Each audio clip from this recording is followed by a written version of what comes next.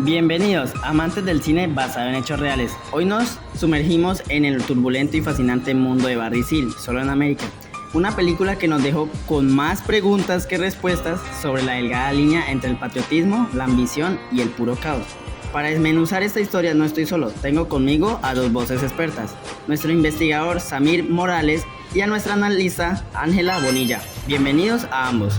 Gracias por la invitación. Estoy listo para desenterrar los grandes misterios de la vida de este piloto audaz. Igualmente un placer estar aquí. Analizaremos juntos las capas de esta compleja narrativa. Excelente, empecemos por el principio. Bueno, para aquellos que no se conocen, Barry Seal nos presenta la historia real de un talentoso piloto de TWA, reclutado por la CIA a finales de los años 70 para realizar misiones de reconocimiento encubiertas en Centroamérica. Pero la cosa se complica y mucho cuando el cartel de Medellín lo seduce con ofertas que no puede rechazar, que es como transportar cocaína a Estados Unidos. Señor Samir, ¿qué nos puede contar sobre la veracidad de este punto de partida? ¿Realmente un piloto comercial fue captado de esta manera? Bueno, la esencia es real. Barry Seal existió y efectivamente fue un piloto de TWA con un historial de contrabando menor. La CIA lo reclutó, aunque los detalles exactos de este primer contrato son algo difusos y adornados para la película. Lo que sí está bien documentado es su habilidad como piloto y su disposición a operar al margen de la ley. La película toma ciertas licencias creativas, como es habitual en el cine biográfico. Pero el núcleo de la historia, un piloto americano trabajando para la CIA y simultáneamente para el cartel de Medellín, es históricamente plausible. Esto es fascinante, y esa doble vida, esa cuerda floja entre el gobierno estadounidense y el narcotráfico, es precisamente donde la película despliega su tensión. Ángela, ¿cómo cree que la película maneja esta dualidad moral en el personaje de Barry Seal? ¿Lo presenta como una víctima de las circunstancias o como oportunista sin escrúpulos? Bueno, para empezar, creo que la película juega inteligentemente con esta ambigüedad, tal que Tom Cruise interpreta a Seal como un carisma innegable, lo que nos permite en ciertos momentos simpatizar con él. Se nos presenta inicialmente como alguien que busca una vida más emocionante, alguien que se ve envuelto en una situación que rápidamente se le va de las manos. Sin embargo, puedo decir que a medida de que la riqueza y el poder crecen, su motivación parece transformarse. La película no lo exonera de sus acciones, muestra más que todo las consecuencias de sus decisiones, pero tampoco lo demoniza completamente, lo que deja en un terreno moral gris, lo cual es mucho más interesante que presentarlo como un simple villano. Estoy de acuerdo, vemos cómo la ambición y la adrenalina lo van consumiendo y en medio de todo este caos aparece la figura de la CIA, manipulando los hilos de la sombra. Samir, ¿qué tan necesaria es la representación de la agencia en la película? ¿Eran realmente tan permisivos y negligentes con la actividad de Seal? Bueno, puedo decir que la película ciertamente toma muchas licencias para amplificar el efecto dramático y generar un impacto en el espectador. Sin embargo, detrás de esa dramatización hay una base real que no se puede perder de vista. Durante la Guerra Fría, la CIA estaba dispuesta a hacer de la vista gorda ante la intervención estadounidense en Centroamérica, especialmente en países como Nicaragua. Fue vista por Washington como una parte crucial de su lucha ideológica. En ese contexto, las acciones de Barry Seal como el traficante de drogas y el lavado de dinero fueron toleradas en muchos casos porque contribuían a financiar operaciones encubiertas como el apoyo a las contras en Nicaragua. Sin embargo, la película exagera ciertos aspectos, particularmente la escala de actividades de Seal y el volumen de drogas que ingresaba al país. Si bien es cierto que las autoridades de la CIA sabían lo que estaba pasando en ciertos niveles, el grado de implicación y conocimiento por parte de altos funcionarios sigue siendo incierto y objeto de debate. Existen documentos desclasificados que confirman la relación de Seal con la CIA, pero la película da la impresión de que los agentes de la CIA estaban más involucrados en las operaciones de tráfico de lo que probablemente lo estaban en la realidad. La crítica que la película hace hacia la agencia es válida en cuanto a mostrar cómo, en áreas de sus intereses geopolíticos, la CIA se permitió hacer concesiones en lo que respecta a la legalidad y la ética. Sin embargo, el alcance de las concesiones en forma en que se retratan los personajes de la CIA no son completamente fieles a lo que los documentos históricos revelan. Bueno, esta es una reflexión profunda sin duda. La película, al centrarse en Barry Seal, presenta una versión muy crítica de la política exterior de los Estados Unidos durante esa época. Además, su relación con la CIA también nos invita a cuestionar la moralidad de las decisiones tomadas por las altas esferas del poder.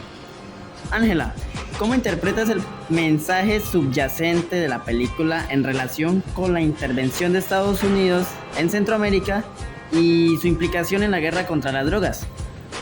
Bueno, como tal, tomando en cuenta lo que muestra la película, puedo decir cómo se muestra una alegoría de las contradicciones y la hipocresía inherentes a la política exterior estadounidense durante la Guerra Fría, puesto que en particular en lo que respecta a la lucha contra el narcotráfico y las intervenciones militares en América Latina, a nivel discursivo se puede decir que Estados Unidos se representaba como el campeón global en la guerra contra las drogas, promoviendo políticas de tolerancia cero y una postura estricta contra los carteles de narcotraficantes. Sin embargo, al mismo tiempo, en sus esfuerzos por frenar la expansión del comunismo en la región, permitió que actividades ilícitas como el narcotráfico de drogas se convirtieran en una herramienta conveniente para financiar operaciones encubiertas, como el apoyo a los contras de Nicaragua, que estaban luchando contra el gobierno sandinista, visto por Estados Unidos como un aliado de la URSS. Como tal, lo que nos muestra la película es la doble moral del gobierno estadounidense. Como tal, por un lado, el discurso oficial nos decía que la lucha contra las drogas era una prioridad nacional, pero por otro, no dudaban en recurrir al narcotráfico como fuente de financiamiento para sus intervenciones en la región. La historia de Barry Seal refleja esta paradoja, mostrando cómo los intereses de la política exterior estadounidense llevaron a la creación de alianzas incómodas con actores como los carteles de Medellín, quienes fueron tanto aliados temporales como agentes de caos dentro de un sistema que justificaba los medios ilícitos con fines políticos. Bueno, pues tienes razón, eso pone en perspectiva muchas de las contradicciones que definieron la política de esta época, ¿no? Además es interesante cómo la película aborda la relación con los cárteles de Medellín, liderados por figuras como Pablo Escobar, que su figura se ha vuelto casi mítica a través de diversos medios. Samir, ¿cómo retrata la película a estos personajes y cómo se alinean esas representaciones con lo que sabemos de ellos históricamente? Bueno, para responder a tu pregunta, tenemos que la película, si bien reconoce la notoriedad de los líderes del cártel Medellín, esta toma ciertas licencias narrativas en su tratamiento de estos personajes. Como por ejemplo, personajes como Pablo Escobar y los hermanos Ochoa son representados con ciertos rasgos característicos como su crueldad y su poder intimidante. No obstante, también la película no se adentra demasiado en sus psicologías ni en las complejidades de sus personalidades. Se les presenta más como una fuerza arrolladora e imparable que como individuos complejos, lo que en muchos casos es una simplificación para mantener el enfoque en la figura de Barry Seal. También es importante recordar que la historia de Barry Seal, aunque tiene una fuerte conexión con los cárteles de las drogas, está más centrada en cómo las decisiones de un individuo, en este caso de Seal, impactaron el crecimiento y la expansión de estos cárteles. De alguna manera, la película resalta cómo la vida de Seal y su implicación con los cárteles no solo fortaleció a figuras como Pablo Escobar, sino que también contribuyó de manera significativa a la violencia y a la crisis de drogadicción que afectaron a ambos lados de la frontera. En este sentido, aunque los personajes de los cárteles estén representados de manera algo superficial, su relación con Seal es fundamental para mantener cómo la estructura del narcotráfico se fue consolidando y alimentando de las decisiones tomadas por actores en el ámbito político y económico. Bueno, pues esto es fascinante, cómo las decisiones individuales pueden desencadenar una serie de eventos que en muchos casos escapan al control de quien las toma, ¿no? Bueno, esta es una de las grandes lecciones de la película. Ángela, considerando todo lo que hemos discutido anteriormente, ¿qué dirías que es el legado más importante que podemos extraer de la historia de Barry Seal, tal como se presenta en la película? Bueno, desde mi punto de vista, puedo decir que el legado más claro y crucial de la historia de Barry Seal, tal como se presenta en la película, es el riesgo de la ambición desmedida y las consecuencias de tomar decisiones morales equivocadas.